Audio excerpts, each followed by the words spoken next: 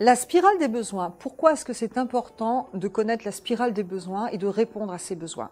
Vous le savez, nous avons tous des besoins. Alors, il y a différentes classifications, il y a la pyramide de Maslow, il y a d'autres choses.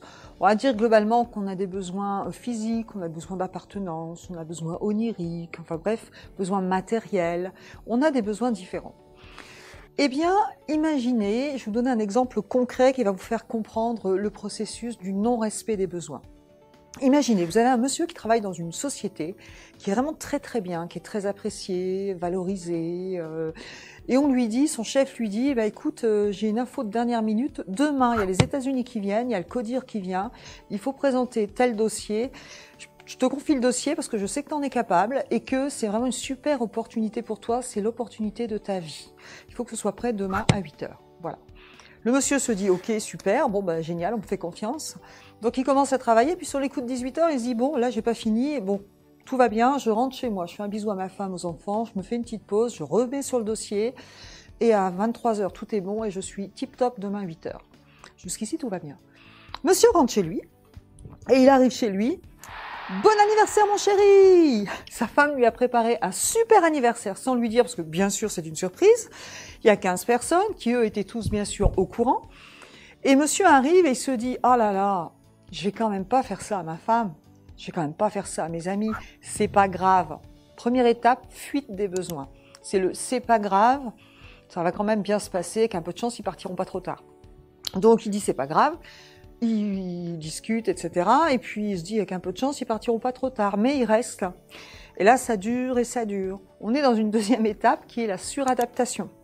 Je me suradapte, je vois que le temps passe, je continue, je me dis, allez, c'est pas grave, je continue. Puis, on le voit dans son corps, hein, il commence à regarder sa montre, il commence à bouger, le corps s'exprime. La troisième étape, c'est l'agitation. Ça commence à s'agiter. Puis alors là, il y a le gamin qui passe, t'arrêtes, qui n'a rien demandé, qui n'a rien fait. Quatrième étape, agressivité. Alors, agressivité contre une autre personne ou contre lui-même. Mais quel imbécile, pourquoi j'ai fait ça? Et puis ça, c'est sur du très court terme. Mais si je vous propose le même processus sur quelque chose de répétitif qui dure des années ou des mois, eh bien l'étape d'après, ce sera je me coupe de mes émotions et je vais aller plutôt vers de la déprime, de la dépression. Donc voilà, ça c'est un schéma issu de la Gestalt. Voilà pourquoi c'est important de répondre à nos besoins. Et ce qui est important de savoir, c'est que ce schéma, il est à peu près incontournable. Prenez vos exemples, observez des moments de votre vie où vous avez dit c'est pas grave et ça s'est forcément fini par une dispute, par de l'agressivité ou par du mal-être. Alors quelle est la solution? Eh bien la solution, on aurait pu prendre les choses à l'inverse. Donc en fait, c'est aussi une solution qu'on utilise en résolution de problèmes. La première étape, c'est de se dire ok, qu'est-ce qui se passe?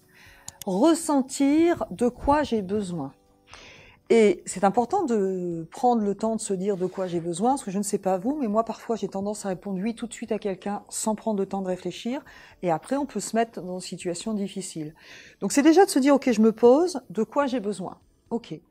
Ensuite, je vais prendre des options de choix. Qu'est-ce que je peux faire pour répondre à ce besoin? Qu'est-ce qu'il aurait pu dire? Il aurait pu dire, par exemple, je prends juste l'apéritif avec vous et je reviens plus tard. On annule complètement la soirée, puis on refait tout samedi. Bref, je vais étudier les différentes possibilités et voir quelles sont les conséquences. Une fois que j'ai étudié les possibilités, donc les options, eh bien, je vais faire un choix. Qu'est-ce que je décide de faire? Quelle est l'option la plus adaptée? Donc, 1, quels sont mes besoins? 2, quelles sont les options? 3, quel choix je fais? Et encore plus fort, et bien ensuite, il faut passer à l'action. Vous avez beaucoup de gens qui font des choix, mais qui passent jamais à l'action. Donc ensuite, je fais. Et là, il se passe quelque chose de magique. C'est que mon inconscient et mon corps reconnaît que je sais répondre à mes besoins. Et la personne va gagner en leadership, elle va gagner en confiance en elle. Et quand vous apprenez à faire ça, mais vous allez voir que la vie est beaucoup plus simple. Et souvent, on se rend compte d'ailleurs que, eh bien, on se pose des problèmes là où il n'y en a pas. Et quand on sait communiquer et qu'on explique très bien les choses, tout ce genre de choses passe très bien. C'est vrai que ça demande des compétences en communication et en explication par rapport à ce type de choix.